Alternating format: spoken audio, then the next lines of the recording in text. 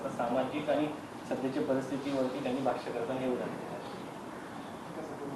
महाराष्ट्रातली कायदा आणि सुव्यवस्था पूर्णपणे ढासळलेली.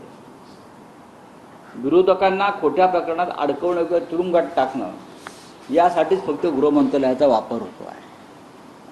आणि आपल्या पक्षाचे जे गुंड लफंगे चोर आहेत त्यांना संरक्षण देणं. गृहमंत्री फडणवीस यांनी ज्यांना संरक्षण दिलेलं आहे पोलिसांचं, त्यातले 80% लोक लफंगे आहेत. पहा ना तुम्ही, त्यांच्यावर खटले आहेत, लफंगे आहेत, चोऱ्या माऱ्या दरोडे. तुम्ही यादी काढा, त्याचा हे सद्गृहस्थ आहेत. यांना इतकी सुरक्षा द्यायचं कारण काय? आमचा प्रश्न आहे. मुंबईमध्ये अशा प्रकारच्या असंख्य लोकांना संरक्षण दिलं. एकनाथ शिंदे गटात कोणी प्रवेश केला की लगेच संरक्षण. काय मोठं क्रांतिकारक काम केलं होतं ना. गल्लीमधल्या एखाद्या आमच्या गटप्रमुखाने जरी प्रवेश केला, लगेच त्याला 2 गणराशी, शहीद भगतसिंगासारखे. अगदी भगतसिंग, राजगुरू. काय चाललंय या महाराष्ट्रामध्ये? आणि जनता वाऱ्यावर आहे.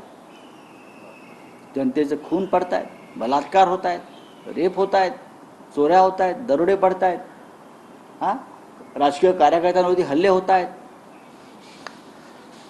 काल देवेंद्र फडणवीस यांनी पंतप्रधान नरेंद्र मोदी यांची भेट घेतली. विधानसभा निवडणुकीच्या पार्श्वभूमीवर कुटुंब भेट होती.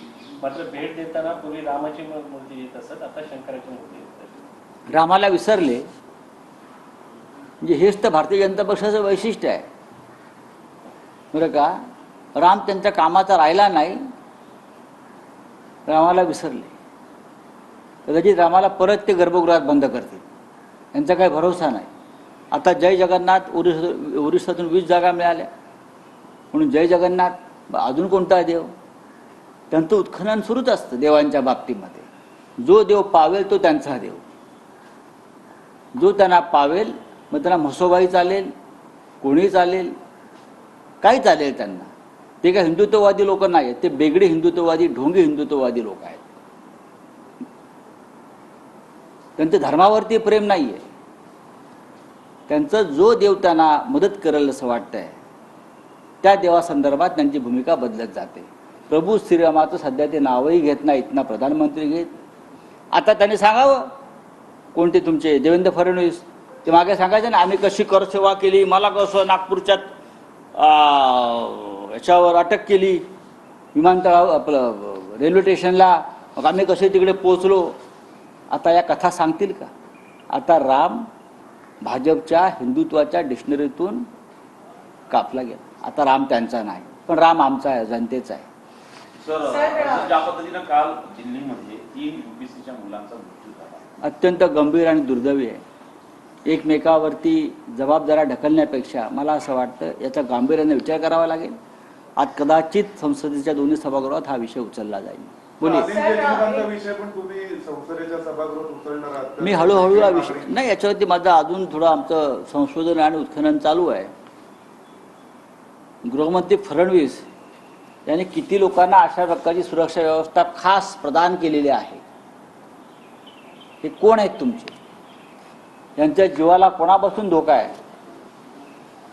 हे जरा एकदा आम्हाला पाहावं लागेल एकदा. मी जे वारंवार म्हणतो, देवेंद्र फडणवीस हे महाराष्ट्राच्या राजकारणातले खलनायक आहेत. माझं त्यांचं व्यक्तिगत वाद नाही.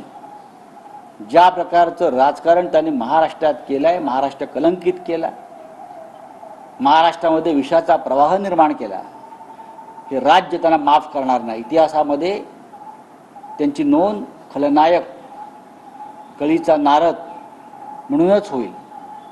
त्यांनी या राज्याचं भलं करण्याची संधी त्यांना ईश्वरानं दिली होती,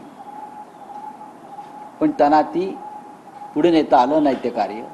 आणि आज ते दुर्दैवानं या राज्यातल्या जनतेत अत्यंत तिरस्करणीय व्यक्ती म्हणून आज जर कोणतं नाव असेल या महाराष्ट्रात तर देवेंद्र फडणवीस.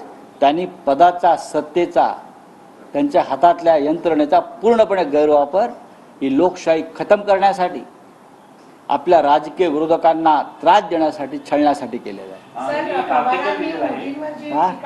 प्लॅनिंग कमिशनवरती तुम्ही